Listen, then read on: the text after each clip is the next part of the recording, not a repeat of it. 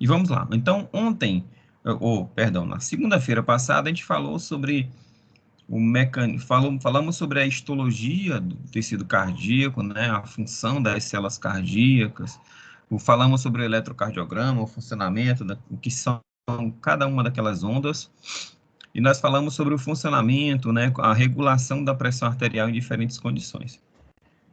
Inclusive na hipotensão ortostática, que é quando aquele momento em que você passa muito tempo deitado, o teu coração está adaptado para aquela condição, fazendo um esforço menor para bombear sangue por todo o corpo, já que teu corpo está deitado, está em decúbito. E quando você se levanta muito rápido, esse levantar rápido demora, faz com que o corpo ele tenha um período ali de ajuste e pode acontecer de alguma fração de segundo faltar sangue no cérebro e gerar ali tonturas, náuseas e até desmaios, tá? Que é o processo de correção da hipotensão ortostática. Então, hoje nós ficamos de falar sobre as patologias, né? Sobre as doenças que acometem o sistema cardiovascular. A principal delas é a hipertensão. É de longe a mais comum. E essa hipertensão, ela surge como uma consequência, geralmente, né? Como uma consequência de comorbidades, né, de fatores de risco. Lógico, existem condições que são hereditárias, mas a maioria delas são causadas. Então, quais são os principais fatores de risco para que o paciente desenvolva uma doença cardiovascular? Então, a hipertensão, ela comete 35% da população mundial, ou seja, a cada 3 pessoas no mundo, uma tem hipertensão. Isso acontece quando a pressão sistólica, que é a pressão máxima, lembra lá quando a gente fez a aferição de pressão? A pressão sistólica é aquela pressão que você começa a escutar a batida do coração. Quando a pressão sistólica está acima de 130 ou 140. E a pressão diastólica acima de 90. Então, a razão mais comum para consultas médicas e prescrição de medicamentos é a hipertensão. Então, associado ali com dores, né, a hipertensão também é uma das causas mais comuns do paciente buscar um atendimento médico, né? Geralmente dores na nuca, né, uma inquietação, né, irritabilidade, sensação de temperatura elevada no corpo, isso pode ser reflexo de uma hipertensão. Então, 29% da população que procura, 29% das pessoas que procuram atendimento médico estão associadas ali a um quadro de hipertensão.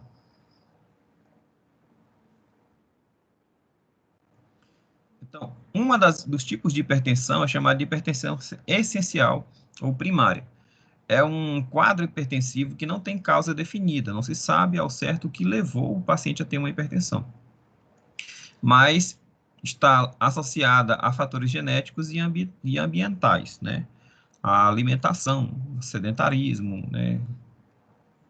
E também juntamente com fatores genéticos.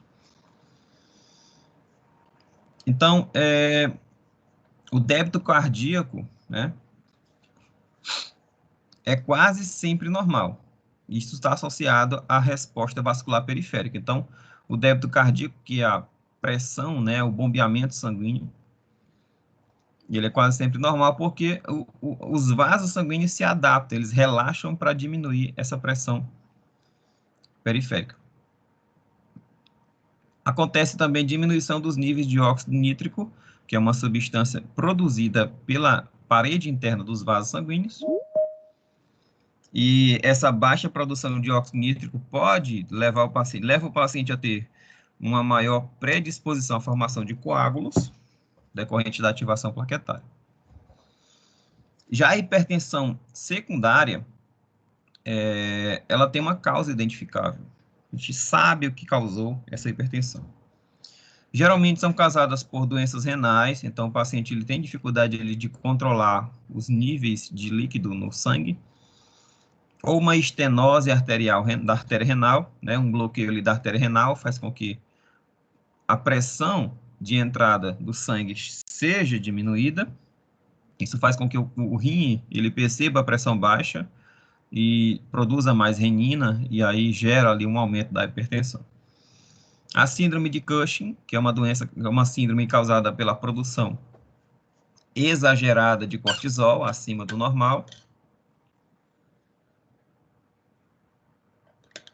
A alteração dos níveis da tireoide. A acromegalia, que é o aumento de hormônio do crescimento na vida adulta. Síndrome de Cohn, hiperparatireoidismo, feocromocitomas, obesidade, apneia do sono, gravidez. O consumo excessivo de alcaçuz, que é uma planta, né? E alguns medicamentos.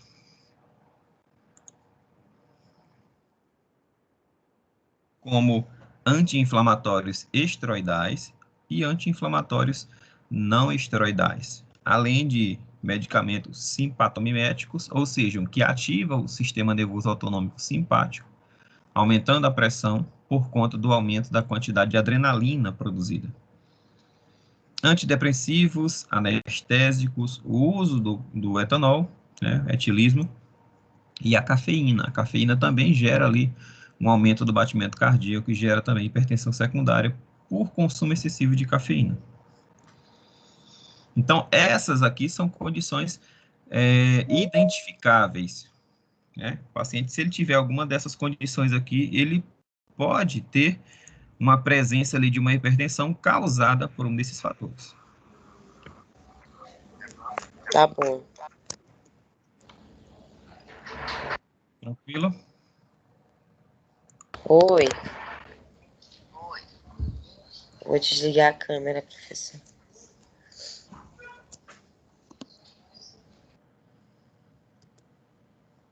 Certo. Então, aqui nós temos um vídeo que mostra, né, uma condição causada por uma doença cardiovascular.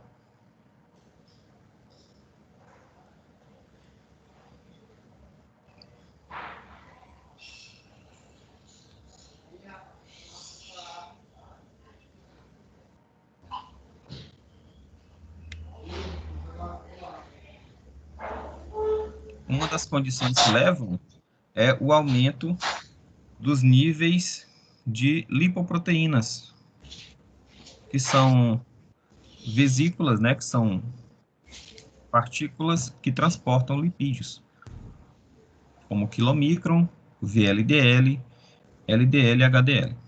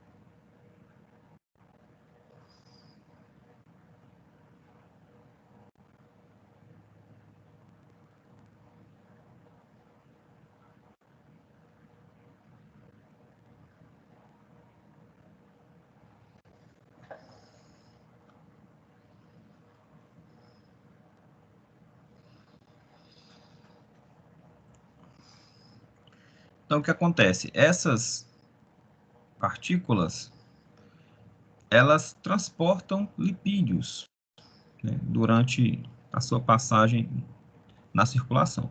O LDL tem a função de retirar lipídios da circulação. Aí nós temos aí as camadas dos vasos sanguíneos. Então, o LDL, ele leva lipídios para a circulação e o HDL remove. Quando o paciente tem um LDL muito elevado, o que acontece? Se acumula muita gordura no interior dos vasos. Essa partícula de LDL, ela acaba infiltrando a parede e depositando gordura no seu interior.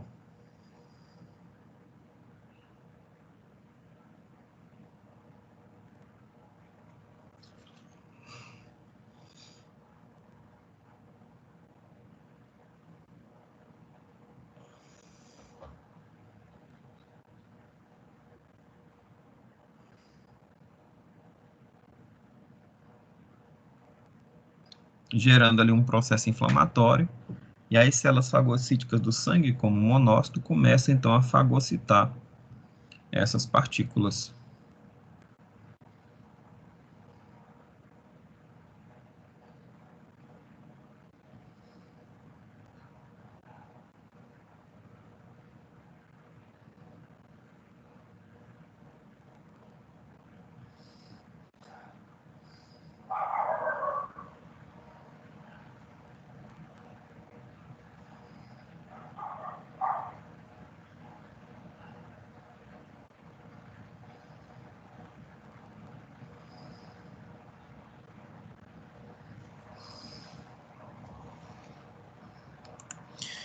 Então, resumindo aqui, uma das condições que levam ao aparecimento de doenças cardiovasculares são as dislipidemias. São condições em que um paciente tem um desbalanço ali na quantidade de lipídios na circulação. Isso leva ali uma infiltração de lipídios na parede do vaso sanguíneo, principalmente por conta do acúmulo de LDL, e esse processo, esse acúmulo de lipídios nas paredes internas do vaso sanguíneo gera um processo inflamatório, e essa inflamação gera ali uma deformidade na parede interna do vaso que diminui ali a passagem de sangue. Essa placa de gordura, que a gente chama de placa de ateroma, ela pode se romper e gerar ali a formação de um coágulo, obstruindo totalmente o vaso sanguíneo. Então, quando essas placas elas se rompem, elas podem gerar ali um infarto, né? Pode gerar um coágulo e pode obstruir ali um vaso sanguíneo importante da circulação.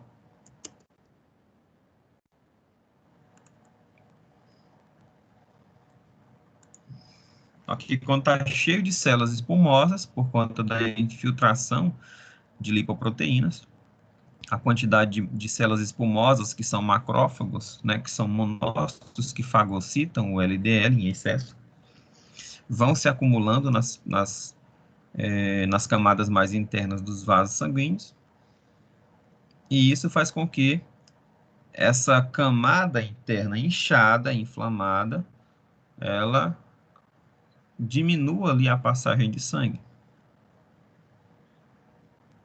Esse processo inflamatório induz a produção também, a multiplicação dos fibroblastos,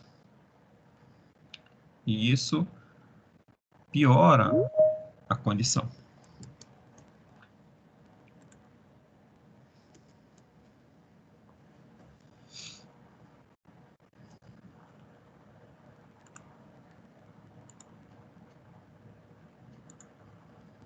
Então, essa camada inflamada, gordurosa, né, ela vai aumentando e vai dificultando a passagem de sangue, até o momento que ela se rompe. A ruptura dessa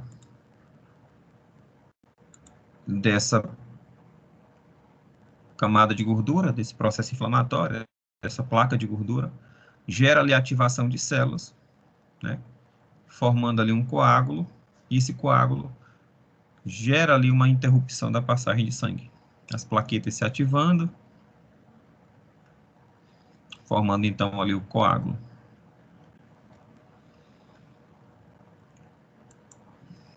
E aí esse coágulo, cada vez aumentando, ele vai impedir a passagem de sangue. E se essa vaso sanguíneo aqui, ele nutrir um órgão importante, como o coração, como o cérebro, ele vai causar um prejuízo muito grande para o hospedeiro, para o paciente, né? Impedindo a passagem de sangue para o cérebro e para o coração. Gera ali um infarto, se for no coração, ou, se for no cérebro, um acidente vascular encefálico, conhecido popularmente como derrame. Então, nós vimos na aula passada, também na aula prática, como que se faz a aferição de pressão arterial. Era para eu ter passado esse slide aqui para vocês na hora da aula, mas eu esqueci de levar o computador. Então, vamos relembrar como que se faz a aferição da pressão arterial. Primeiramente, vai precisar de um esfigmomanômetro, né, que é aquele aparelho que tem o medidor de pressão, né, tem a bombinha e tem esse bracelete aí, a braçadeira. Então, o manguito inflável e o manômetro, né, que vai medir ali, aferir a pressão. E precisamos também de um estetoscópio. Primeira coisa, você vai posicionar o manguito na posição adequada, né, olhando ali aquela setinha onde deve ficar bem no meio do braço, na artéria, onde passa ali a artéria braquial. Vai abotoar o manguito, vai inflar o manguito usando ali a pera, né? Sempre com o registro fechado para evitar a saída de ar e desinflar o manguito. Posicionar o estetoscópio logo acima da dobra do braço, né, da fossa antecubital. Então, o que é que acontece? Quando o paciente tem uma pressão de 120 por 80, o que é que acontece? Quando a pressão está acima de 120, o manguito é inflado até interromper o fluxo sanguíneo, né, arterial. Então, nesse processo aqui, o vaso sanguíneo o bracelete está tão apertado que os vasos sanguíneos estão colabados, eles estão bloqueados. E você não consegue escutar nenhum batido, né, do fluxo sanguíneo arterial. Pelo estetoscópio você não escuta nada.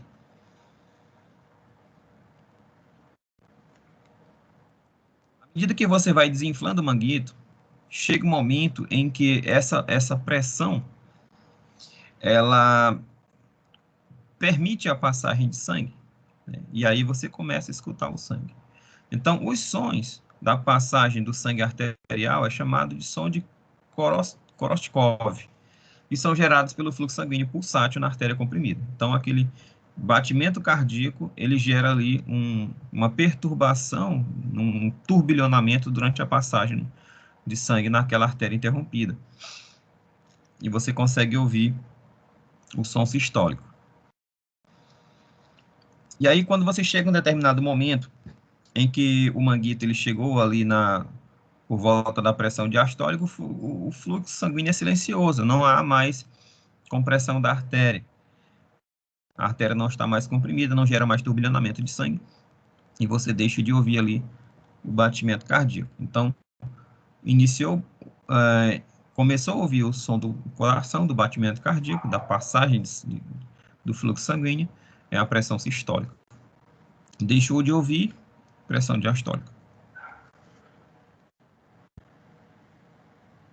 Como que você deve proceder a fazer a aferição de um paciente? Primeiro, você deve explicar todo o procedimento para o paciente. Olha, você precisa ficar sentado, em repouso, eu vou colocar o bracelete no seu braço, explique todo o procedimento para acalmar o paciente.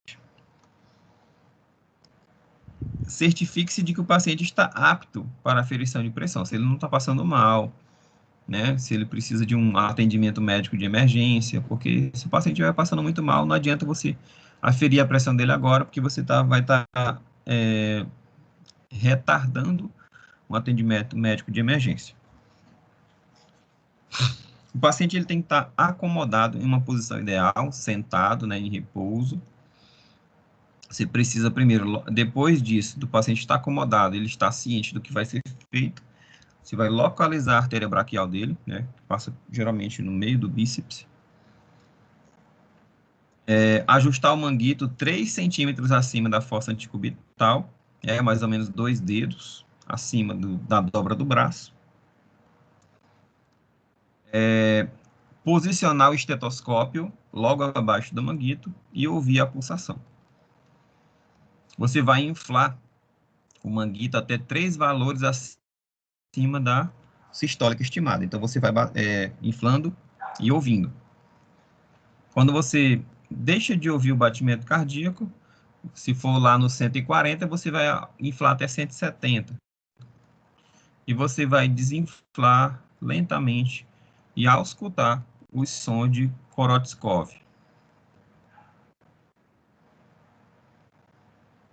Depois você vai elevar o braço do paciente para facilitar a estase, que pode gerar uma aferição alterada, um erro de aferição. Um delas é quando o equipamento está descalibrado, né? Quando ele está totalmente desinflado, ele tem que estar no zero, certinho. Se ele estiver abaixo de zero, ele está descalibrado. Segundo é vazamento, né? O manguito está perdendo ar, mesmo quando o registro está totalmente fechado. A mangueira está furada, o bracelete está furado. Isso gera fator de risco para uma aferição inadequada. Terceiro é o posicionamento do manguito. Você colocou o manguito no local errado, muito acima, muito abaixo, fora dali da artéria braquial. Isso dificulta a auscultação e pode gerar erro. É a dificuldade de visualização da auscultação. Você não consegue ali visualizar, né, ouvir de maneira correta o batimento cardíaco. Isso pode ser porque você está num ambiente muito barulhento, né, ou que está desviando a tua atenção toda hora. Uma pessoa te chama, e isso gera ali uma dificuldade de você determinar de maneira correta a auscultação perfeita. Está num ambiente inadequado, cheio de muito ruído, né, de muitas coisas que desviam a tua atenção. Tem pessoas que têm hipertensão do jaleco branco, ficam nervosas só de ver uma pessoa vestida de branco. E isso pode gerar uma hipertensão, né, um pico de hipertensão no momento da aferição, e isso gerar um valor errado, incondizente com o normal do paciente. Ou então, quando você infla de maneira excessiva o manguito, né, ou de forma muito discreta, muito abaixo do normal, isso pode gerar também um erro.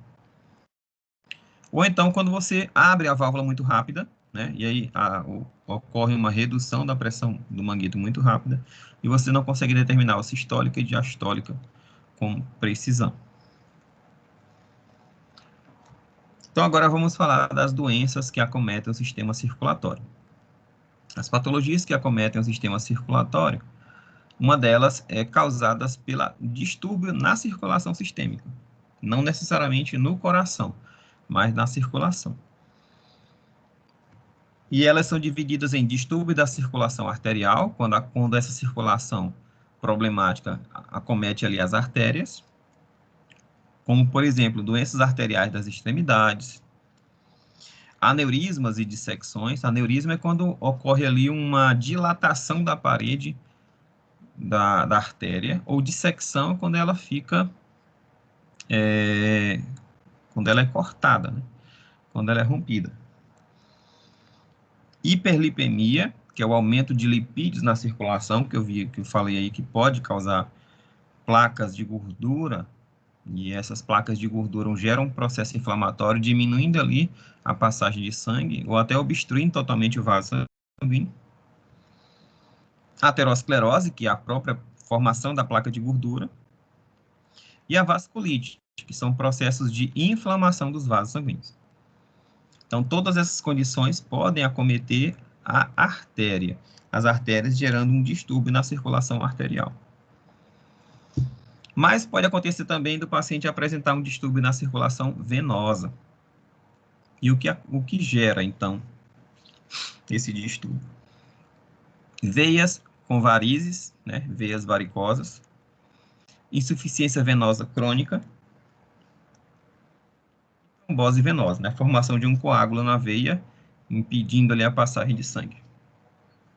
Então, todas essas condições são doenças, patologia do sistema circulatório que acometem a circulação.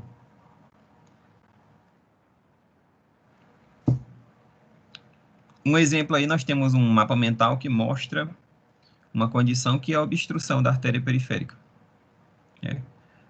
O que pode causar essa obstrução? Um êmbolo, né, um coágulo sanguíneo. Pode ser um traumatismo, o paciente quebrou ali um osso e aí essa alteração dos ossos, do traumatismo, pode ali torcer o músculo e torcer também os vasos sanguíneos, gerando interrupção do fluxo. Pode ser uma condição iatrogênica, né, sem causa prévia conhecida. Pode ser uma condição da própria artéria, ou pode ser seguida de intervenção, né? Você fez ali uma cirurgia e durante essa cirurgia gerou ali interrupção daquela artéria. Tá?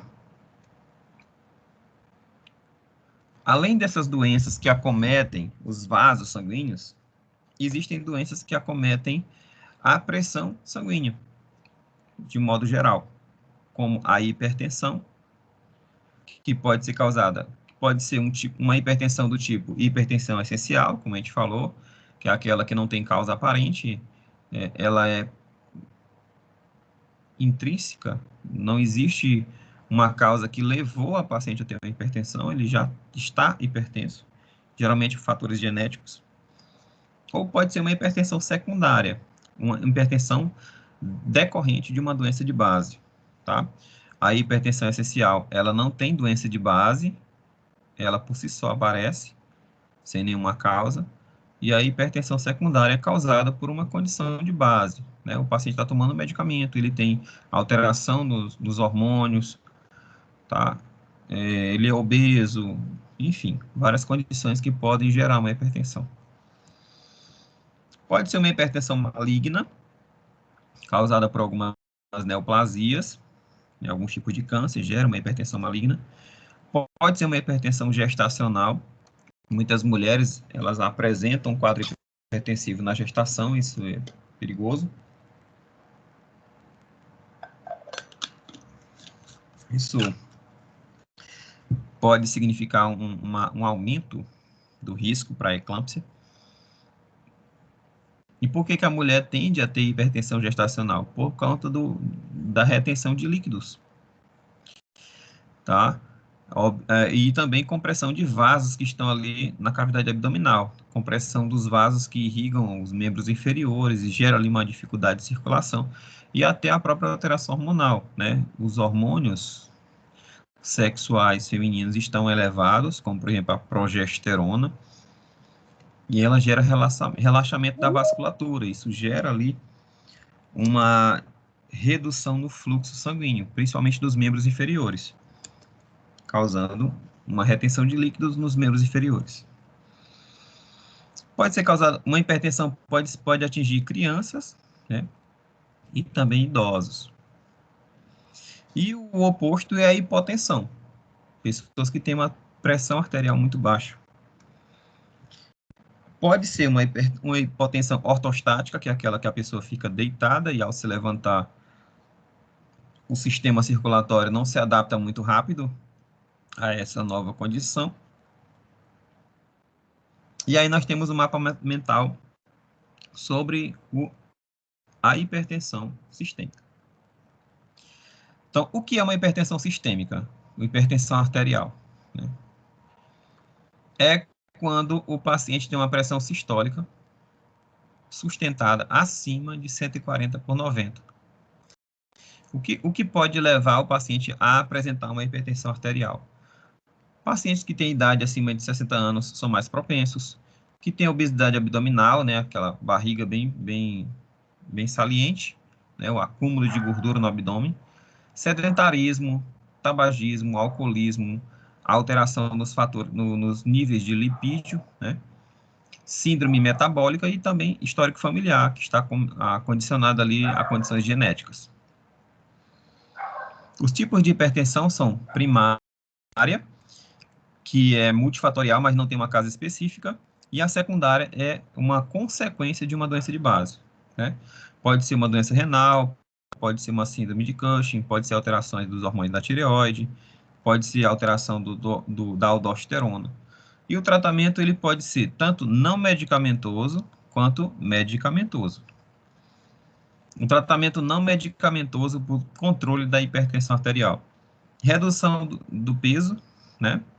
Redução do consumo de sódio, atividade física. Lembra lá que a atividade física, somente a caminhada, ela melhora a circulação sanguínea e facilita ali a regulação da pressão. Parar de fumar e reduzir condições que causam estresse. O tratamento medicamentoso consiste em várias classes farmacológicas, farmacoterapêuticas, como diuréticos, que fazem o paciente urinar bastante, os beta-bloqueadores, que bloqueiam os receptores beta-adrenérgicos, que respondem à adrenalina, bloqueadores do canal de cálcio, né, que alteram ali os batimentos cardíacos, alteram ali o débito cardíaco, inibidores da enzima conversora de angiotensina, que é uma das enzimas que controlam ali o ciclo renina-angiotensina-aldosterona, bloqueadores dos receptores de angiotensina 1, como a bradicimina, agentes de ação central, que alteram ali, que bloqueiam o cérebro na região que controla o batimento cardíaco e controla ali a pressão arterial, alfa-bloqueadores, vasodilatadores, inibidores da renina. Então, todos esses medicamentos, todas essas classes podem ser utilizadas no tratamento da hipertensão arterial. Lógico, dependendo do fator de risco, dependendo da condição do paciente, existe uma classe terapêutica adequada para cada condição. Outras doenças que acometem o sistema cardiovascular, além das que acometem os vasos sanguíneos, como artérias, veias, alteram a pressão, também tem doenças que alteram o coração propriamente dito, como, por exemplo, as estruturas do coração, como o pericárdio, como o pericárdio é aquele saco membranoso que envolve o coração, né? A pericardite aguda é a inflamação do pericárdio.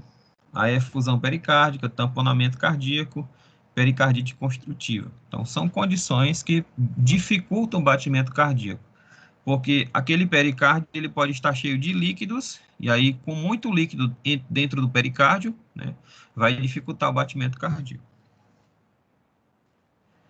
Outro distúrbio são alterações das artérias coronárias. As artérias coronárias são as artérias que levam sangue para o músculo cardíaco. Como, por exemplo, a aterosclerose coronariana, que é a formação de placas de gordura nas artérias que nutrem o músculo cardíaco. Angina instável, angina é uma condição de dor no peito. Infarto agudo do miocárdio, né, quando ocorre uma obstrução ou uma ruptura do vaso sanguíneo, do miocárdio, dos vasos sanguíneos que irrigam o miocárdio, o músculo cardíaco. Ou uma isquemia silenciosa, né, um bloqueio lento e progressivo dos vasos sanguíneos que nutrem o músculo cardíaco. Pode ser uma cardiomiopatia, né, uma doença que acomete o músculo cardíaco, propriamente dito. Como cardiopatia genética, cardiomiopatia adquirida e cardiomiopatia mista. Pode também ser causada por infecções que acometem o coração, né, como a endocardite, por exemplo, a endocardite bacteriana. Pode ser um processo imune, como doença coronariana reumática, né, em que o sistema imunológico ele começa a produzir anticorpos que atacam as células cardíacas. E pode ser problema nas válvulas cardíacas, né, como estenose mitral, né, comprometendo ali a válvula mitral, estenose da válvula aórtica, regurgitação da válvula mitral, é quando a válvula mitral ela se dobra inversamente ao fechamento dela, e isso gera ali um retorno parcial do sangue que deveria ser bombeado, uma regurgitação da válvula aórtica e também prolapso mitral. Uma dessas condições é a insuficiência cardíaca congestiva, né? Que pode ser por várias condições. Então, o coração ele tem dificuldade de bombear o sangue por várias condições. Além disso, existe o infarto agudo do miocárdio, que pode ser causada por inflamação dos vasos sanguíneos, por êmbolos, né, por coágulos ou emaranhado de células, como, por exemplo, fragmentos de tumores que podem bloquear os vasos sanguíneos que nutrem o coração. Além de aterosclerose, né, que é a formação da placa de gordura, e também vasoespasmo, né, contração da parede dos vasos. Então, a insuficiência cardíaca aguda, de acordo com o eletrocardiograma, pode ser uma insuficiência aguda do miocárdio com supra da linha, né, ST, ou sem supra do ramo ST, né? Lembra daquelas ondas do eletrocardiograma. Os marcadores laboratoriais que vão ser utilizados para detectar esse infarto é troponina e CKMB. E o tratamento para essa condição existem vários medicamentos anticoagulantes, né, analgésicos potentes como a morfina, bloqueadores de plaquetas e tudo mais, de uma forma bem ampla, né, mas não faz parte do nosso escopo agora falar sobre esses processos de forma mais aprofundada. A endocardite infecciosa acontece quando a parte interna do coração gera um processo inflamatório por conta de bactérias que estão na circulação, que se ligam na parte interna do coração, gerando ali uma colonização que acaba gerando ali um ataque de células de defesa a essas bactérias e, de forma secundária, acaba comprometendo o coração. Isso é causada por infecções sistêmicas de vários patógenos, como streptococcus, enterococcus, estafilococcus, várias bactérias e até fungos também. Além das doenças que acometem as artérias, as veias, a pressão arterial, a estrutura do coração, existem também condições como a insuficiência cardíaca. O coração ele tem dificuldade, ele bombeia sangue de forma insuficiente e pode gerar um choque. Então, a insuficiência cardíaca, ela pode ser aguda ou crônica. E também existe a insuficiência circulatória. O problema não está no coração, mas nos vasos. Como, por exemplo, o choque cardiogênico e o choque hipovolêmico. O choque hipovolêmico é quando o volume de sangue ele é muito baixo. O paciente, por exemplo, teve uma cirurgia de grande porte, perdeu muito sangue, e em vez de ter 6 litros de sangue no corpo, ele só tem 4,5, perdeu 1,5 litro de sangue. Aquele volume de sangue muito baixo para atender a necessidade do corpo, e isso gera um choque hipovolêmico. O corpo entra em colapso. Existe também o choque distributivo, quando o sangue ele é mal distribuído, isso pode dificultar o funcionamento de alguns órgãos, quando o sangue ele fica só em determinada região do corpo. E o choque obstrutivo é quando o sangue é obstruído em determinado local. Ele fica retido em determinado local. Então, a insuficiência cardíaca ela pode ser classificada em 4 classes. A classe 1 é quando o paciente não tem sintomas, mesmo durante atividades cotidianas. A classe 2 é quando o paciente tem alguns sintomas quando ele desenvolve algumas atividades. A classe 3 é quando o paciente ele tem sintomas quando ele desenvolve pequenos esforços. E a classe 4, o paciente tem sintomas até em repouso, a mais grave. Então, pacientes que estão no estágio 1 são assintomáticos, mas têm alto risco de desenvolver disfunção ventricular por apresentarem doenças fortemente ligadas, como insuficiência cardíaca hipertensão arterial sistêmica, né, diabetes mellitus ou doença arterial coronariana. O estágio B é quando o paciente já desenvolver algum tipo de disfunção ventricular, mas continua sem sintomas de insuficiência cardíaca congestiva. Já o estágio C são pacientes sintomáticos com disfunção ventricular associada. E os pacientes do tipo D são sintomáticos em repouso, apesar de medicação otimizada e que internam frequentemente. Então, eles apresentam uma doença estrutural ventricular avançada. Então é isso, pessoal. Eu não vou me aprofundar muito nessas doenças, porque a gente vai ser objeto de estudo de vocês em outras disciplinas. Só quero que vocês tenham em mente que existem várias condições que podem afetar o sistema circulatório, seja ele uma alteração nas artérias, alteração nas veias, alteração nas estruturas do coração, condições que aumentam a pressão arterial, que diminuem, né, infecções, condições autoimunes, distribuição do sangue inadequado, tudo isso pode gerar uma doença do aparelho circulatório. Certo, pessoal? Tranquilo?